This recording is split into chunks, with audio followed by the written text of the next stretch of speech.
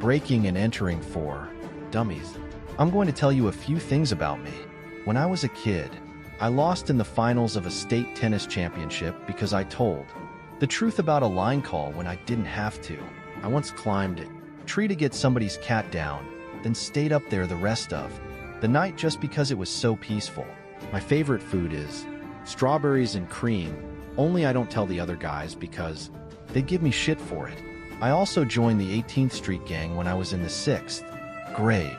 It's important what order I tell you these things because the moment someone notices my blue and black bandana, they think they already know everything about me. I'm a sophomore in high school now, and last night was my first break-in. The Spike, an old-school Mexican mafia type, was there to show me the ropes. He taught me how to map out the regular patrol routes of officers and how to hide in a concrete drain pipe to avoid being seen. I'd never stolen anything bigger than a candy bar before. Was scared as hell, but I knew Spike was tight with everybody and would tell them how I did. This was my first real chance to let everyone decide what I was made of, and I wasn't going to screw it up. Let's not do this one. It has an alarm system. Middle class suburban home with a white picket fence. Nothing that screamed a good target to me. It doesn't matter when they let you in, Spike said. He grinned. Just because I'm in a gang doesn't mean I understand. Gold teeth. They're disgusting. But someone's here. There's a light on up there, I protested. Let's keep looking. Maybe if we didn't find a good target tonight, we could just go back and play pool and try again. Another night. I'd be ready another night. How are they gonna open the door if they ain't home? Fuck. Sake, he said. Spike walked around the house and turned the garden hose on full blast. He found 2 more taps along the back of the house and turned those on too. He waited a few minutes for a lake to start forming in the yard before ringing the doorbell. I wanted to stop him, but I was frozen. My heart beat faster with each light that turned on. As the resident approached his front door, "Who is it?" Someone yelled from inside. "Excuse me, sir," Spike shouted. "I noticed one of your pipes burst. Just thought you should know. The door opened. An old man, at least 80, stood there in his bathrobe. I never want to get that old where my eyes shrink down to little pinpricks and my skin hangs in loose folds like that. Spike gave me a grotesque wink. It did? Oh God, the old man said. Yeah. Look at all that water, Spike said. I was just walking on the sidewalk with my kid. He wrapped his arm around my shoulder, and I fought the urge to pull away from his sticky sweet odor of dried sweat. Hey, yo, I said. We found which one it was. Here, come take a look, Spike. Didn't even wait for a reply. I wonder how many times he's done this before. The old man pulled his bathrobe tighter and followed Spike around the side of the house. I wanted to warn him, to tell him to run, to hide and lock the door. I couldn't turn my back on my own, though. If this was going to happen anyway, I might as well be the one to return with some glory. The moment the old man passed me by, I picked up a rock from his yard and smashed it straight into his temple. He crumpled to the ground like a bag of dirt. Gold teeth flashed. Nice one, kid. Now let's drag him inside so we can take our time with the place. I propped him up against the wall in the living room. He was still breathing, but there was a lot of blood coming from his head. I thought about bandaging him up, but I didn't know if that would seem like a sign of weakness. I just wanted to get in and get out as fast as I could. Snarl. Woof, woof, woof, woof. Shit. There's a dog. Spike grunted. The sound was coming from behind a closed door down a few concrete steps, probably leading to the basement. She can't get at us, I said. Let's ignore it. Nah, too much noise. Quick, go deal with it, he said. Deal with it? I didn't want to hear him explain. He didn't say a word, but that flash of gold and the knife he handed me, that was even worse. Make it quick. You're gonna be a man after tonight. I gripped the knife in my hand so hard my knuckles turned white. I turned away from Spike so he wouldn't see me shaking. I'm gonna go check upstairs for a safe or something, Spike said. Or cash under the mattress. These old shits think that's safer than a bank sometimes. That thing better be quiet by the time I get up there, Dot. I wasn't worried about it being a big dog.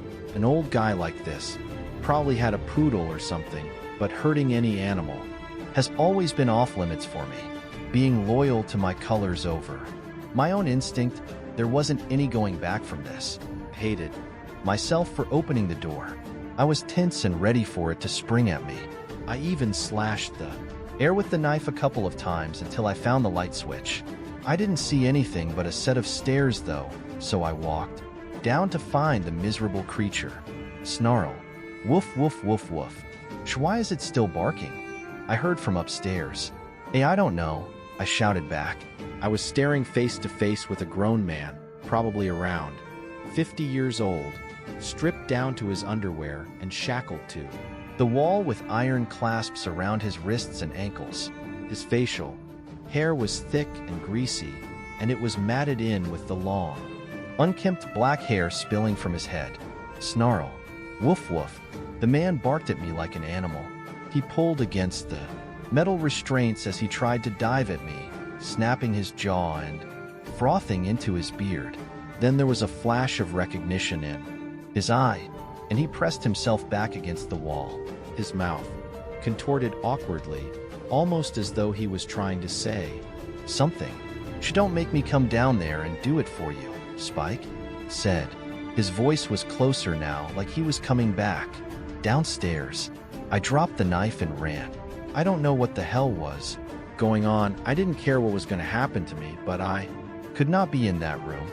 Spike was waiting for me outside the basement. What's going on? Did you do it? I just kept running. Straight out the door. I ran the whole 3 miles back to my house without even stopping. Spike followed me out. I don't think he ever saw the thing. He must have told the other guys though, because I got an 18-second beating for what happened. I took it like a man. I didn't even make a sound. I didn't tell anyone what I saw or what I heard the thing say. As I was leaving, kill me. Spike was waiting for me when I got off the school bus today.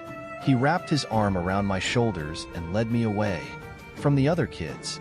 I flinched when he touched me. Last night, he said. James, sorry. I messed up. It's my fault, I replied. I'd already taken the beating. What more could happen? I get it. First time is scary. But facing that fear, that's what makes a man out of you, he said. I checked up on the house, and there wasn't any police report or anything. The old guy was dead, but nobody's found him yet. Did you look in the basement? I asked. Nah, I didn't stay, but the 2 of us are going back tonight. We're gonna finish the job. How could I tell him? It would just sound like a lame-ass excuse. He'd just think I was scared, and I'd get beaten again. Just nodded. There wasn't any way out of this for me. Yvette. Already killed a man, so what's so much worse about killing an animal? Like father, like son. I have a 2-year-old son named Alexander. No, that's not the horror story, although any new parents out there might beg to differ. He is the most perfect thing I could ever or will ever create, and I love him with all my heart. When I look at Alex, I see myself, an entire lifetime of academic achievements, romantic pursuits, dreams and ambitions, and of course the glorious pride of shooting the game winning goal. The infinite potential of his unlived life is a miraculous blessing that I am privileged to be a part of. My wife Stacy thinks I'm going to run myself into the ground, trying to be the world's best dad. She thinks I'm overcompensating because my own dad left when I was 2. And so what if I am? Dad leaving destroyed my mother.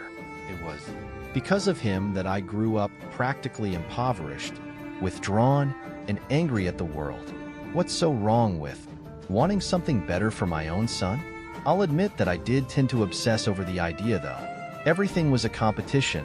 I wanted a better job than my father, to drive a better car. I even started interrogating my mother about all Dad's bad habits so I could avoid them, although she replied with something which shocked me. Why don't you ask him yourself? I know where he lives. I couldn't even remember the man. Learning he lived just on the other side of town made me furious. I had to know what his excuse was for never being there, and even more than that, I wanted to tell him straight to his face that I wouldn't be the same terrible father he was. I was expecting some kind of burnt-out, cracked-in or whorehouse, not the luxury high-rise apartments that matched the address. Sure, my mother lived comfortably now, but somehow I didn't think he deserved the same kind of lifestyle now.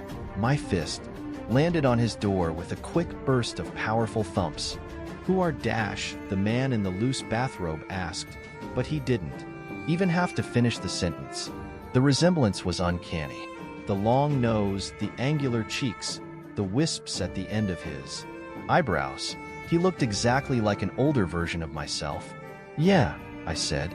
All my carefully prepared arguments from the drive over here evaded my mind. All I could think about was how unsettling it felt to look at that face, which could have almost been a mirror. "Well, all right, come on in." He turned around and sat down on his sofa. "Your mother send you? Do you and her still talk?" I asked. He shrugged. "Sometimes. She told me about your kid. Congratulations on Dash. Why'd you leave? It wasn't supposed to go like this.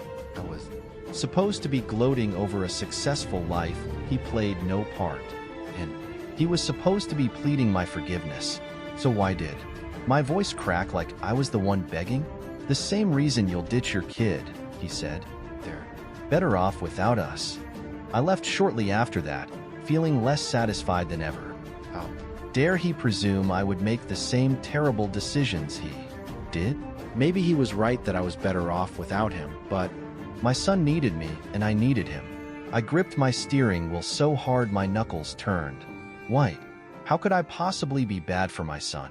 I was so focused that I didn't even notice the car cutting me off. "Hey, asshole, get off the road," I shouted. I never do that sort of thing, but I was so pissed at my dad that everybody better stay out of my way. Maybe that's what Dad was talking about. If I brought home this kind of anger, then my son would start to internalize it as he grew up. Maybe it was best for me to just stop at the bar before heading home and take some time to cool off. I couldn't sleep that night. Stacy was mad at me for coming home late. She smelled the alcohol on me, but I didn't want to tell her about my dad because I just wanted to forget about him. "They're better off without us." Huh, better off without you. But what if there was something more to it? Maybe my father really knew something I didn't. Some inherited health problem, or predisposition to an addiction, or hell, I don't know. He didn't seem accusing or angry or anything when he said it. Maybe he was actually trying to warn me. If that was the case, then wasn't I being selfish and putting my own comfort over the security of my family? It was 2 in the morning when I knocked on his door again. He opened it wearing the same disgusting bathrobe. "Why are they better off without us?" I blurted out. I wanted to cut straight to the point and not give small talk a chance to sap my anger. "Come on in. Have a seat." "I don't want to come in. I want an answer," I said. "You smell like booze," he said. "So did I when I went home. Your mother couldn't stand it." That was it? He was an alcoholic? Well, I wasn't. Sure, I drank from time to time, but I wouldn't let it ruin my relationship with Stacy like it did with him and my mother. I couldn't stand the sight of him, so I just took off right after he gave me that explanation. But Stacy had been upset when she smelled it, so maybe I could still learn from him. I decided to spend the rest of the night at a friend's house so she wouldn't have to see me like this. I sent her a text to let her know what I was doing and went over to my buddy Tom. He and I stayed up chatting for a while. I had a couple more drinks to help me sleep, and then I crashed on his couch. Between the alcohol and knowing I resolved the issue, I slept like a baby through the rest of the night. I wish I hadn't, though, because she was absolutely livid. Wouldn't even let me explain myself. I tried to tell her about my father, but she just thought it was awfully convenient, considering I hadn't mentioned him yesterday. The alcohol, the night out, she was utterly convinced I was cheating. I even tried getting her to talk to Tom, but she wouldn't stop yelling long enough for me to get him on the phone. I shouldn't have hit her. I know it was wrong, but I couldn't get her attention. and I was getting so mad at her being mad. Shit, I don't know. It wasn't even hard. I just pushed her away. From me, and she fell over. I was so embarrassed that I just rushed straight out the door. Where was I supposed to go, though? I didn't want to bring my mother in on this. She had to believe I was the perfect son, the perfect husband that my dad never was, the only person who seemed to understand what I was going through. The only one I wanted to talk to was my dad. Top, top, top. My knock lacked all of the certainty and power it had the first time around. And yeah, maybe he was just going to say something that pissed me off worse, but maybe he'd also remind me about how much worse of a father he was. Compared to him and everything he's done, I'd be able to look at myself and know I wasn't so bad. Tell me everything, I said. Well, come on in. I don't want to come in. I want to know what made you such a shitty father. We stood facing each other through the doorway. He looked worn out, but I must have too after last night. For a second, I thought he was going to just close the door in my face, but then he sighed and said, I hit your mother. Are you happy now? Yeah, what else? I want to know everything. My breath was coming in shallow gasps. There had to be more. There had to be something that made this man worse than me. Just leave it alone, will you? It's ancient history, he said. Either come in or leave, because I don't want to just stand here like a couple of dash. I want you to tell me what else you did to us. I shouted.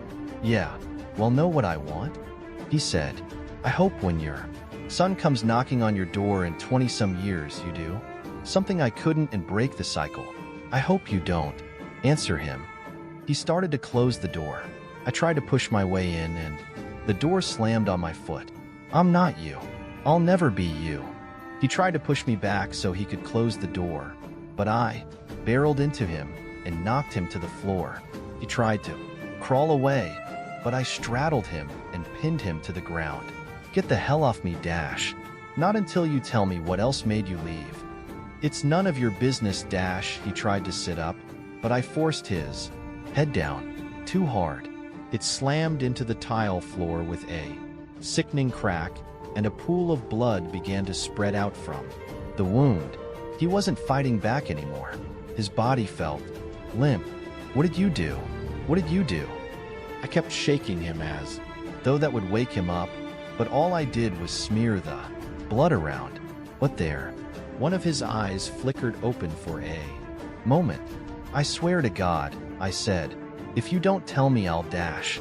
I killed a man, he grunted. After that, I couldn't look you or my wife in the eye, so I left. Who?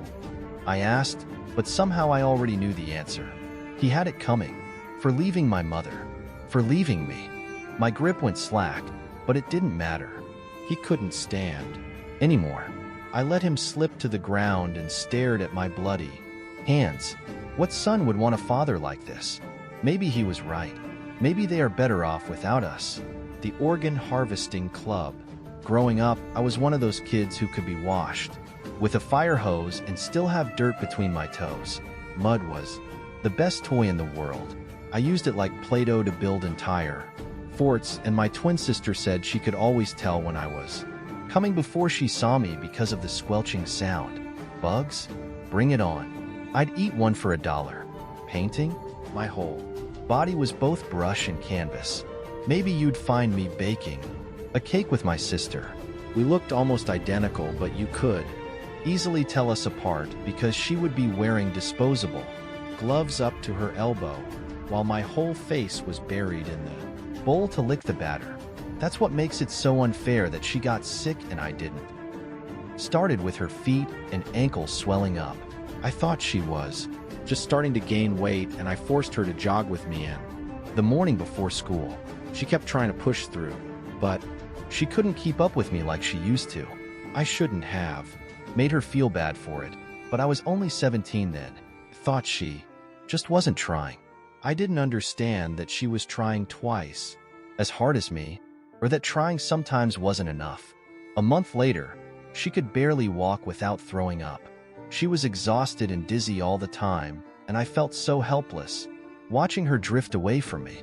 She was diagnosed with a polycystic kidney disease, which was causing both of her kidneys to fail.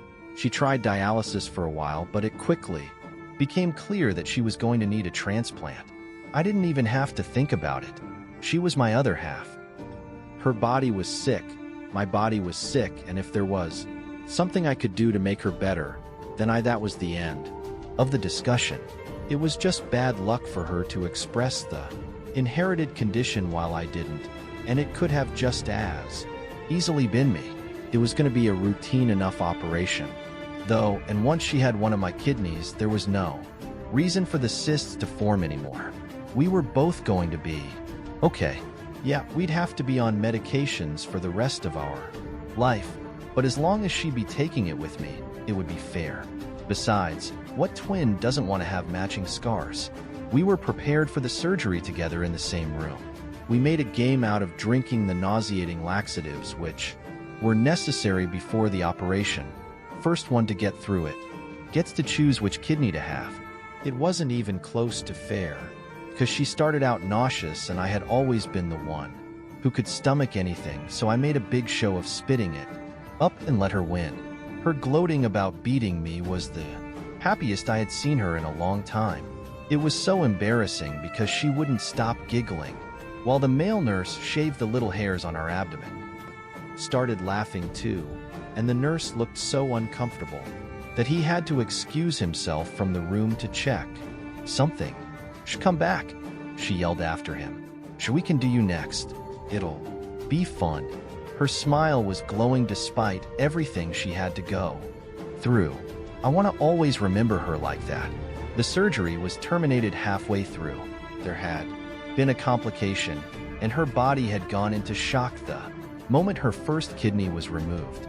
They said she woke up for a moment and held my hand right before she went, but they might have just been saying that to try and make me feel better.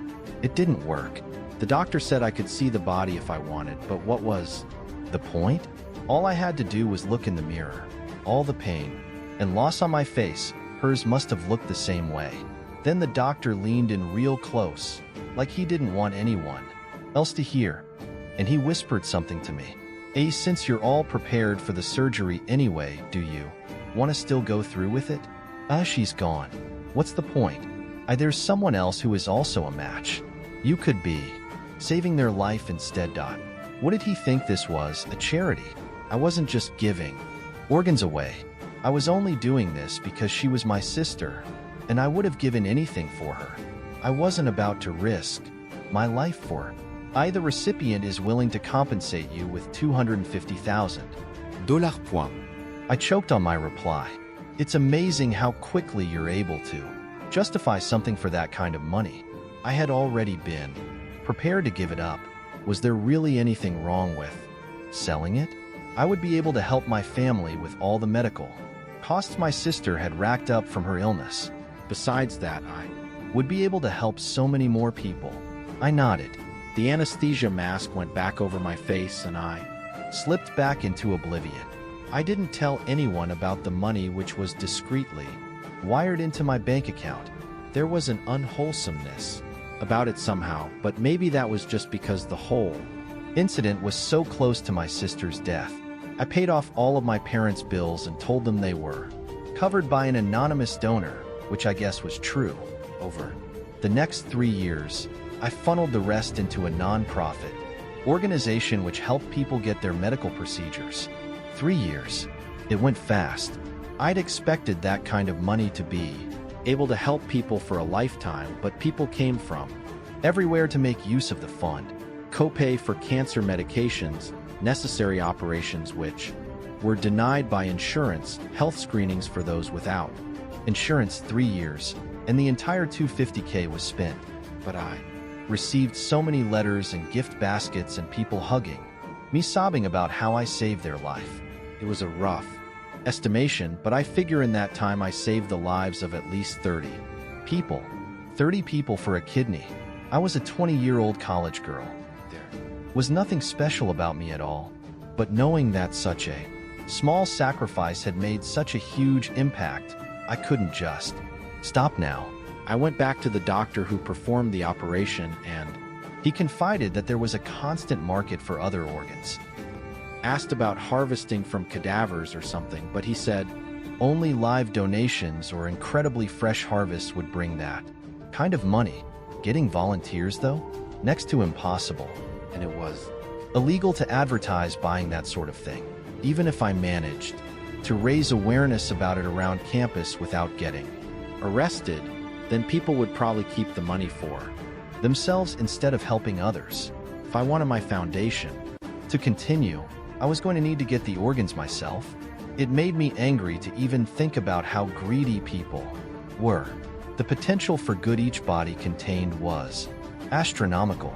It was selfish, almost criminal, to think that they valued their own life over the lives of dozens of others. I had several meetings with the doctor trying to brainstorm ideas to collect, and that's when he told me a secret which he had sworn to keep for life. The man who had my kidney killed my sister. He'd paid the nurse $100,000 to do it, so he could get my kidney instead. The doctor had found out too late to stop him. His own life was even at risk if he didn't extend the offer to me. I finally found the first person to join my organ harvesting club. I tracked him down with the doctor's help and waited for him to come home. Getting in was easy. I just rang the doorbell and he opened it. My plan was just to get information on him and his house on my first visit, but I couldn't hold myself back. His blood was flowing through my kidney. My sister's blood was on his hands. I punched him square in the face and tackled him straight to the ground. He was twice my size, but he was fat and old, and I was an animal. If I had prepared better, I wouldn't have gouged my fingers into his eyes, worth $750 each. I wouldn't have broken his teeth with my elbow, about $1,000, or spilled so much blood. When I slit his throat with my switchblade, $337 a pint, I didn't even get his body to the doctor in time to get top dollar on the rest of the organs, but I'll be more careful next time. I expect to get close to $600K for the nurse who killed her. Can you think of any other club which can potentially save hundreds of lives with each new member that's added? Hope my sister is watching somewhere and that she knows how much good has come from her death. She can stay pure and clean and perfect, but I was never afraid to get my hands dirty. The face on my bedroom wall, the line bordering the other side of sanity, is only the width of a shadow. All you have to do is move to a different angle to watch it disappear. I am a man of particular taste. My alarm is set at 6:28 a.m. because 6:30 doesn't give me enough time to massage the salt into my morning egg. I carry with me a list of my favorite words and check them off throughout the day to avoid redundancies. And you will never catch me throwing my clothes in a pile at the day's end because I find it uncomfortable leaving undressed mannequins in my room. I'd oblige you not to picture some tormented scene. It's really quite a civilized way to store your outfits. I even made them plastic masks by boiling down some old toys and shaping them with a scalpel, so they look perfectly natural there. Things must be just so. If they are not so, then I am not so. But wristwatch broke once, and I didn't leave work until 3 in the morning. I physically hurt trying to tear myself away while it only read 4:52 p.m. I am telling you this because I want you to understand how orderly my routine is and how shocked I was to see something so egregiously check off out of place. 3 weeks ago, I walked into my apartment and placed my hat upon the garden gnome which stood sentry at my front door. I drank a glass of water which I had left on the kitchen counter that morning to rehydrate me from my walk home. I trust the public transit as much as a toddler with a gun. Then to my bedroom, where I found them. 2 faces were mounted on the wall astride my bed, that of the bus driver and another of Elaine who lived next door. Bus driver displayed a crafty grin, while Elaine was transfixed, with the most preposterous, check-off sneer I had ever seen in my life. She was an angel in an apron, benevolent to the bone. I've never seen her wear such a dreadful expression in all my time with her. She bet you feel silly now, the bus driver said. I beg your pardon. I was shocked, but not so shocked as to forget my manners. She not trusting the bus. How does it feel knowing I got in safe? And she didn't? So what happened to you, Elaine? Her twisted sneer remained static, her dead plastic eyes, completely devoid of life. I touched her face and then the face of the bus driver. Both were made of plastic, much like those on my mannequins. Peculiar to say the least, considering I never made faces to resemble either of those people. I must say I rather like them there, though. Now that they were pointed at the mannequins, the faces could keep each other company while I was gone. 2 weeks ago, Elaine is dead. I believe that's the most important fact to address first. She struck her head on a concrete pillar after tumbling down nearly 2 flights of stairs.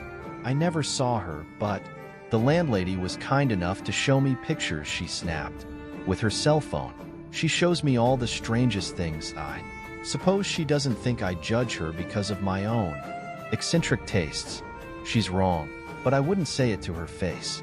Elaine's grotesque sneer was identical to the mask above my bed. I believe that to be the second most important fact. Didn't volunteer this information to anyone at the time, but I am disclosing it to you because I find it easier to trust people when I am not looking them in the eye. There is another mask above my bed, although perhaps this is the most important fact of all, the smiling face of my landlady.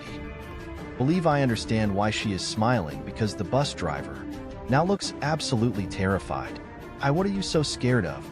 I asked him, but now his expression was fixed. You'll see, the landlady said, grinning from ear to ear. 1 week ago, her comment was germane. Check off to the news the following week. The bus was clipped by a drunk driver and sent rolling down a hillside. 2 casualties, one of which was the driver himself. I can only imagine how horrendous it would be to roll down the hill amidst a blender of falling bodies and flailing limbs. Of course, I don't have to imagine how they reacted to the situation because I could see it plainly on the driver's face. It is with deep trepidation that I must report my latest discovery. My own face has been added to the wall, and while the landlady's mask doesn't seem the least perturbed, my own expression surpasses the most ghastly countenance of dread your darkest imagination might conjure. I tried to shift my anguished face, but the expression was hard, set, and immovable. I tried heating it in the oven to make it malleable, but 2 hours at 500 degrees didn't make the slightest indentation. All it did was make the landlady giggle from above my bed. You can't change it. You're done for. You'll see, I replied. I went to knock upon the landlady's door. It seemed like fairly straightforward fix. Once her real face matched the mask of terror I saw in my own, then my face would be able to smile again. She opened the door and invited me in. I let her serve me tea and introduce both of her cats in a sing-song voice as though they were the one talking, and they call me the crazy one. I considered waiting for her back to be turned, but I had to make sure the expression really captured her impending disaster. It wasn't as easy or as pretty this way, but I knew the second I lay the knife upon the coffee table that it would pay for its trouble.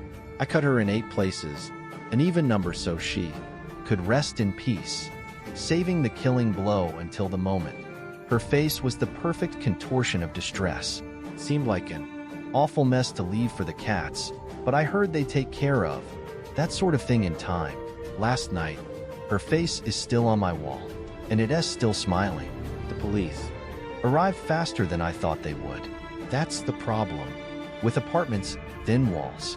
Always some nosy neighbor poking their nose into something that isn't their business. I supposed I should have hid the body. It's not a matter of legal repercussions. They questioned me but didn't have any evidence in my direction. It's just that when they found the body, it was doubtlessly sent to a funeral home. There they would modify the face into a more comfortable sight for her. Open casket, which I can't imagine why a woman of her appearance would have requested before her demise. Her body was out of my hands now, and her face was still, smiling. My mask, however, remained locked in its grisly scream. I don't know how long I have, but it seems like Elaine and the driver both terminated within a few days of their masks appearing. I had to act fast. I tried to make another plastic mask to match my own, but my damn hands kept shaking. That's what happens when you mess up your routine. Things begin to fall apart. I couldn't get even a passable likeness of myself. The only remaining option, one I had considered, but pushed to the back of my brain as a last resort, now stood stark and alone. I took the plastic mask of my face and tossed it in the rubbish bin. Now a few shots of gin to numb the pain, now a deep breath, and in goes the knife. Skin doesn't peel back from a face nearly as cleanly as I expected. I kept getting the depth wrong, either too shallow and only nicking myself, or too deep and cutting the underlying muscle.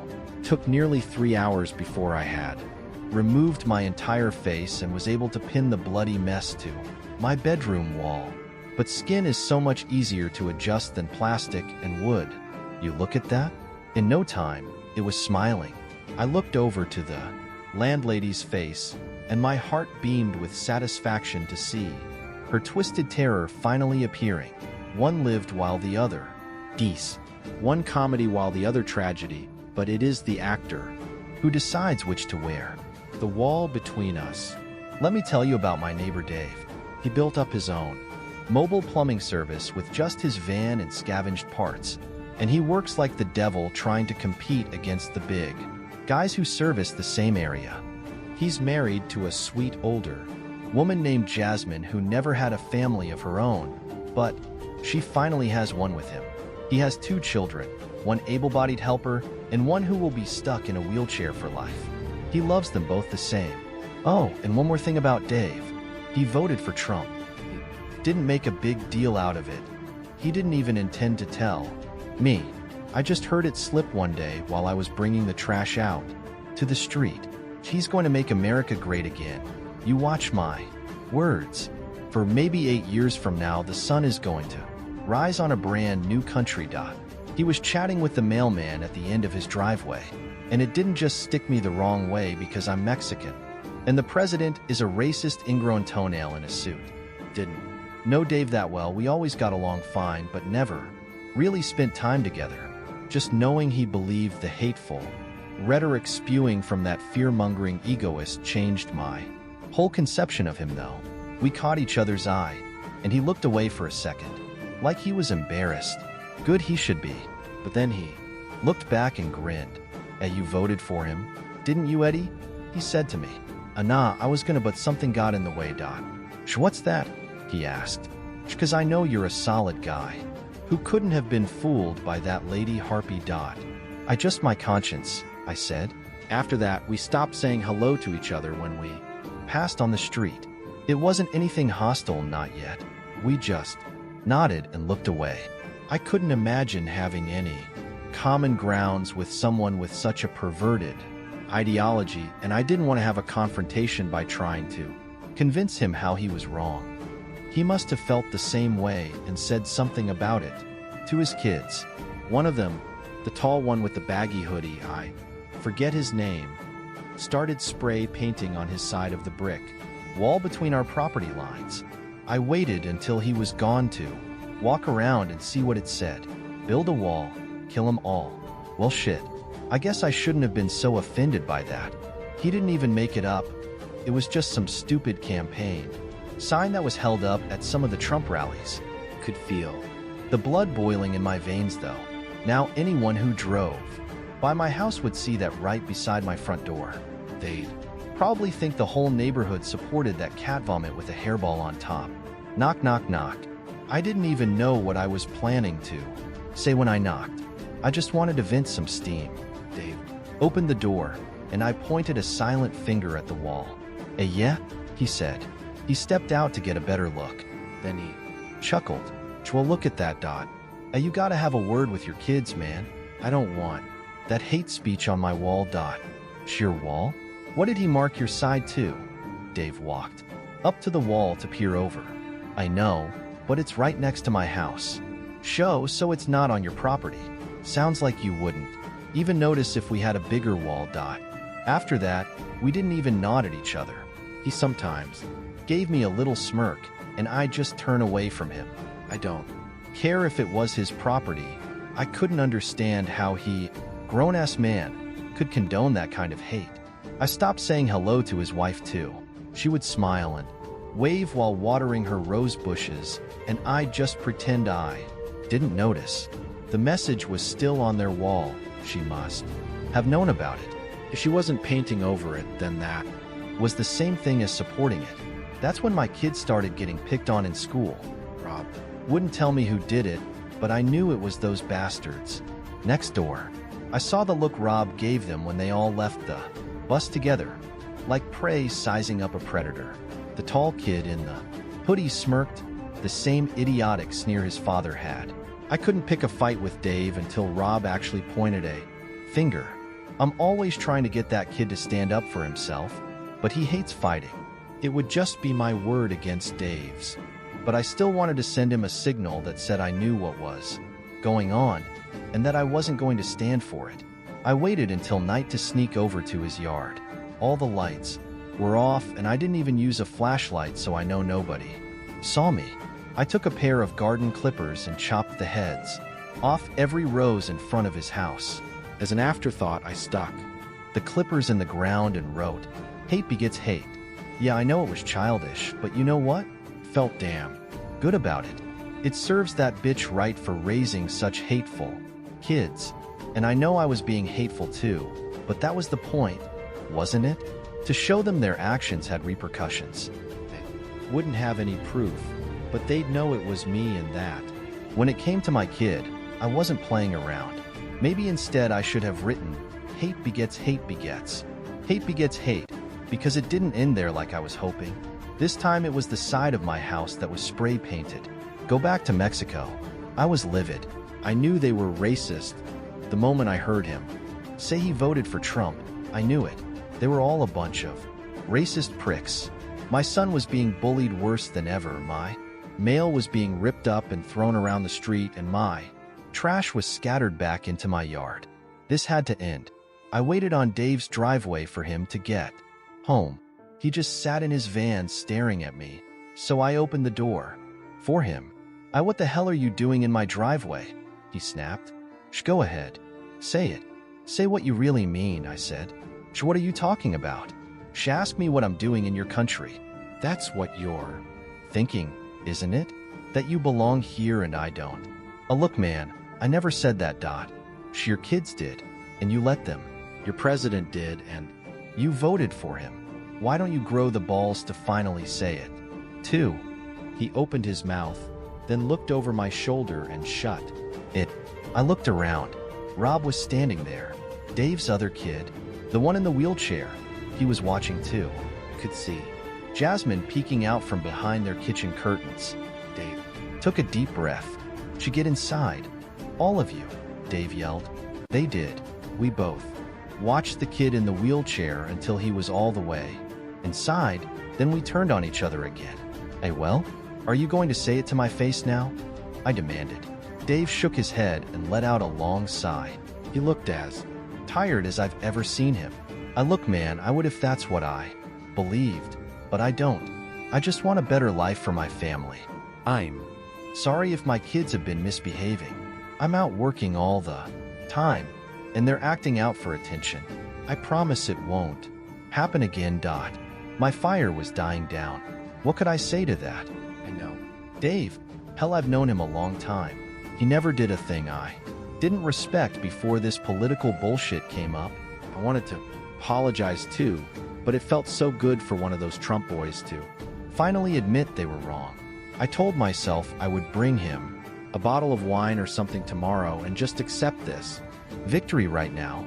Back inside my house, Rob was waiting for me right inside the door. Did you win, Dad? Yeah, Rob. I won all right. See, what did I tell you? When you know you're in the right, you can't be afraid to stand up for yourself. You gotta fight fire with fire, Dot. Okay, Dad. I'll remember that, Dot. It was cold outside. The wind always picked up in the early morning. I've been standing out here for an hour waiting for the firefighters to finally finish spraying down Dave's house. Kid in the wheelchair, Alex, I finally learned his name, didn't make it out. They wanted to go back in for him, but the firefighters wouldn't let them. They swept the house, but by the time they found him, he had suffocated in the smoke. They say it started around 1 a.m. last night. There were kerosene-soaked rags stuffed into the air vents so it wasn't an accident. They were able to contain the blaze before it got over the wall between us, and it was amazing to see how different the two sides looked now. The charred beams jutted accusingly into the sky, and the ground was filthy with ash and debris. Side of the wall was blackened by the fire, but I could still faintly make out the slogan, "Build a wall, kill 'em all." The two sides of the wall really weren't so different before the fire. Now it was night and day. That's what you wanted, isn't it, Dad? You wanted to fight back, Dot. Go inside, Rob. It's too cold out here. We'll talk about it later, Dot. Hate begets hate begets. I think I'll need to bring Dave something a little stronger than what everyone lives, but not everyone. Dies. Everybody dies. That's common knowledge. I learned it when I was 5 when my hamster met a hawk for the first and last time. It was my fault for taking him outside, but that only made the discovery harder. Everything dies. Everything in the history of the world, up to about 100 years ago, has died. We take that as proof that we're going to die too, although we don't know for certain until we're actually gone. And by then it's too late to know anything for certain. As long as we're still alive, it feels like there is a chance, no matter how improbable, that we are the exception. That somehow everyone else in the world will die, while we will live forever. I hope some of you just thought about Louis C.K.'s bit about everybody dying. That's what was playing on TV when Grandmother Ellis entered the room. Don't listen to that man, she said. Not everybody dies, Dot. Of all the objectionable things Louis C.K. jokes about, I can't believe this is the topic she chose to argue. Of course not, Granny. You're not going anywhere, Dot. There is no point in arguing with old people about absolutely anything. Even when they're wrong, they've grown accustomed to being wrong too long for the facts to keep up. Oh, I'm going to die, she said, laboriously sitting down next to me. When you get to 84, you can't put a roast in the oven without wondering if you'll be around to take it out. But not everybody dies. My grandfather is 143 years old, Dot. That's not possible, Dot, was it? I've heard some people live to be ancient, but I'm pretty sure no one makes it to 143 without the devil's private medical insurance. She was born in Belgium in 1874, but he lives nearby now, Dot. How do you know? She still sends me a birthday card every year. I have them up in the attic somewhere, Dot. But how do you know he's the one sending the cards? I pressed. When was the last time you visited him? I never visit. I have nothing to say to him, Dot. That's all she would say about the subject, but my curiosity wasn't nearly satisfied. I found the birthday card in a shoebox along with 83 other cards. I think they were all hand-drawn and colored, but the older ones were warped and yellowed by time and water damage. Within each card was inscribed an address alongside this verse. One less year for you to wait before your sweet release. One to you. Shed your mortal fate and live with me in peace. It sounds to me like he was offering grandmother an escape from death. I can't imagine that he really had a cure, but I wouldn't turn down that offer if it was handed to me. Visiting old people is a chore. Visiting ancient people is an adventure. I plugged the most recent address into Google Maps, and it led me to a Victorian-era estate house on the edge of town. It looked like nobody has lived here for years. Even if the old guy was a myth, it would be fun to just poke around and have a look. I climbed up the rotting porch and knocked on the door, leaving an imprint in the dust the shape of my fist. I hope he doesn't break a hip on his way to let me in. probably has. Some live-in medical staff if he's lasted this long, though. When the door swung open, a tall, thin man with rigid posture and a pristine suit stood before me. He was wearing an old, fashion-plagued mask and black leather gloves, so I couldn't see his skin. By the way he was standing, though, I figured he couldn't be that old. Hey, hi. Does Mr. Jacobs still live here? He didn't move. One arm was held behind his back at a perfect right angle. A corpse couldn't have held more stolid composure. She sent my grandmother this card, and like 80 other cards, one every year. I produced the birthday card, and the man snatched it like a striking snake. The card disappeared into his pocket without a glance. He turned wordlessly and entered the house, leaving the door open behind him. The figure gestured at an elaborately embroidered arm chair which the Queen of England wouldn't have looked out of place in. The whole house was absolutely magnificent, while the outside was dilapidated enough to be seen on a We Buy Ugly Houses poster. The interior was immaculately preserved. Dark mahogany wood panels, crystal chandelier, intricate golden light fixtures, and shelves and alcoves stuffed to bursting with all manner of exotic dolls, carvings, and trinkets. "Why did Ellis send you?" he asked. The voice had a peculiar, hollow ring as it reverberated inside the mask. The words were slightly clipped, but his English was flawless. He continued to tower over me as stiff as a flagpole. My hands ran self-consciously over one another in my lap. I was tempted to admit I came on my own, but the cards seemed specifically for my grandmother, and I didn't want to be turned away. Idle curiosity doesn't open nearly as many doors as blatant lies. My grandmother, Ellis, she wanted me to meet Mr. Jacobs for her I am Mr. Jacobs. I then, she wanted to let me decide whether to accept your offer. That I didn't know what it meant, but it was just vague enough to work. He bent over me, the long nose of the mask practically scratching my skin. The slow intake of breath. Was he sniffing me? I fought the urge to be sick when a wave of the thick incense within the mask washed over my face.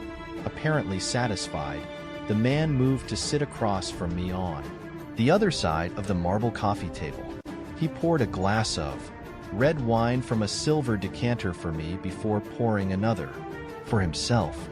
His long body leaned back, crossing lithe legs with the dexterity of a dancer. Polished leather shoes flashing softly in the dull light. There is no way this guy is 143 years old. Drink, he said, the thick perfume billowing out of the mask.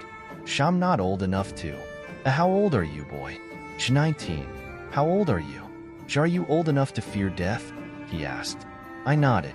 Then you are old enough to drink. I was getting really uncomfortable at this point. My hands wouldn't sit still. Maybe I was in over my head. I was just curious, that's all. I didn't really believe he was 143 years old. He really did have a cure for death. Why wouldn't my grandmother accept it? I think there's been a mistake. Think I should be going. Now that I started to stand, but he was faster. He stepped directly over the coffee table and blocked me from getting out of the overstuffed chair. The perfume was intoxicating. I couldn't think straight. Whatever I tried to focus on just blurred out in my mind. All I could see was the piercing red wine taunting me from the table. The only sounds were my beating heart and his melodic voice echoing from the mask. Is this a game to you, boy? Are you trying to play me? I know, sir. Do you seek to fool me? To rob me? To take my secrets and sell them for your own gain? And I swear I only came because my head was spinning. Crystal chandelier flashed as bright as a lighthouse. The scent was overwhelming. It was all I could do just to avoid throwing. Even if he weren't blocking me in, I don't know if I could have stood to leave. Because what? Why are you here? Why have you disturbed my home? He was shouting now. At least I think he was. Senses were so saturated with noise and light and smell. I shut my eyes tight. I pressed my hands over my ears so tightly I could feel them pop somewhere deep within my head. I don't want to die, I shouted. I could have said anything else, but that's the only thought my mind could hold on to. I then drank. My eyes were still closed, but I could feel the glass of wine being shoved into my face, spilling over my chest. I grabbed it with both hands and gulped it down like I had been lost in the desert for years. Mr. Jacobs' presence immediately lifted. He must have moved away to the other side of the coffee table again.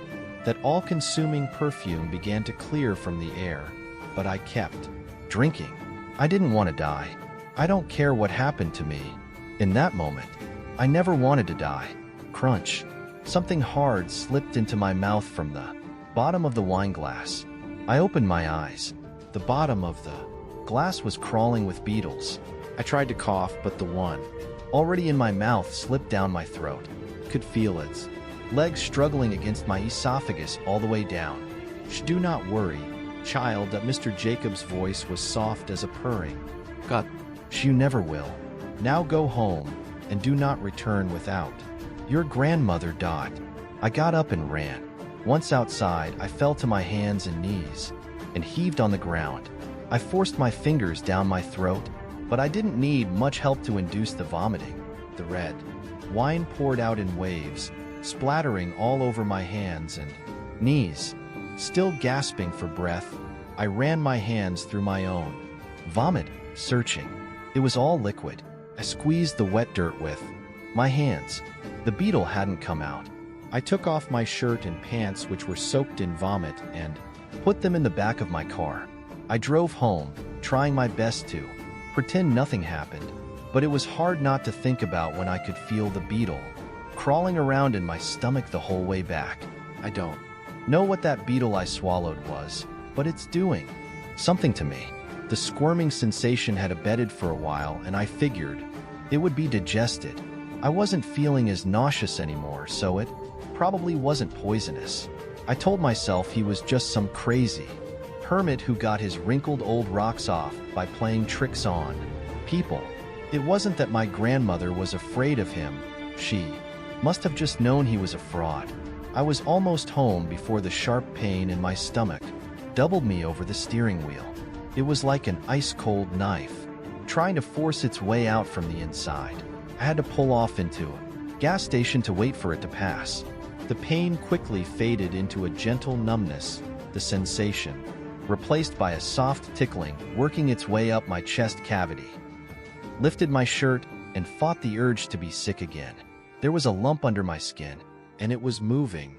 I poked at it gingerly and could feel the hard carapace of the beetle underneath. It must have bitten free from my stomach and begun to crawl around. I briefly considered trying to smash it, but what if I didn't kill it? What if I just made it mad and it went on a rampage inside of me? The lump wasn't moving fast, but it was persistently crawling toward my heart. I took a deep breath and felt it holding onto my ribcage as it expanded and contracted. The hospital. Now, I slowly pulled out of the gas station, trying not to turn the wheel too fast for fear of agitating the beetle. It reacted to even small movements, biting and scratching in protest. I don't care if they made me drink a whole bottle of bleach. I was getting this thing out of me. I pulled right up to the emergency room doors and left my car there. I practically had to crawl up to the desk to keep the beetle still. For every foot I made, it was wriggling a few centimeters closer to my heart. What would happen when it got there? Hey, somebody help me, I shouted, lying down on the ground to keep it still. I stared at my reflection in the polished floor tiles, now damp with the cold sweat flowing down my face. Was I delirious? The face looking up at me couldn't be my own. I was so old. My hair was gray and patchy, my eyes sunken and hollow, and a network of lines mapped the journeys of an unlived life. I tried to touch my skin, but the jerking movement caused the beetle to bite down hard on one of my lungs. I was coughing blood when the nurses lifted me into a stretcher. I slipped in and out of consciousness after that. The nurses later told me that I kept mumbling, "I don't want to die. Want to live forever." Any allergies? No. Medications? No. Please think hard. It's rare for someone your age not to be on any medications. I glared at the doctor who perched on the end of my hospital bed. I don't know how long I've been here, but it was afternoon when I went to visit Mr. Jacobs, but now the morning sun was filling my room. I squinted against it, then back at my doctor. He looked bored and annoyed and fuzzy. I squinted again. Hey, I'm 19 years old, I said. The events of the other day immediately came back to me, and I clutched at my chest. Ancient withered hands held loosely together by a mesh of bulbous veins gripped my hospital gown and pulled it open. Couldn't feel any lump, but was this really me? My skin sloughed into sagging pouches around my skeletal frame. I was more than old. I was what old could only dream about becoming when it grew up. Do you remember what year it is? The doctor asked. Don't worry if you can't. It's common with cases of delirium. It's April 13th, 2017. I'm not delirious. I'm 19 years old and was perfectly healthy yesterday. There's something inside of me which is causing this. Causing what? Exactly? He was writing something down in his notepad, but he wasn't really listening. He must deal with a dozen old people every day, each more blithering and nonsensical than the last. But if they could find the beetle and reverse this, I want a full body scan. You've already been checked. It was probably nothing but heat exhaustion which caused you to feel dizzy. I'd like to keep you here through the afternoon and get you rehydrated, and then you'll be as good as ever. Is there anyone you'd like us to notify? My grandmother. He raised a skeptical eyebrow. Just give me the damn phone. Grandmother Ellis and I stared at each other. She recognized me the moment she walked in the door. She didn't say a word, just pursed her lips and sat down. She opened her handbag and began fiddling with something inside. I'm sorry, I said. This was all my fault. I should have asked her before visiting Mr. Jacobs.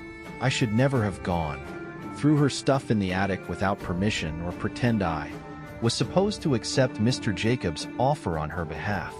She took out a hand mirror from her purse and held it up to me. I screwed my eyes shut tight. Look at what you've become. I forced myself to look. If I, the old me, had seen someone who looked like I did now, I would have made some cruel joke about old people outliving their usefulness. Now I felt like I wanted to cry. If these puffy old eyes could even do that anymore.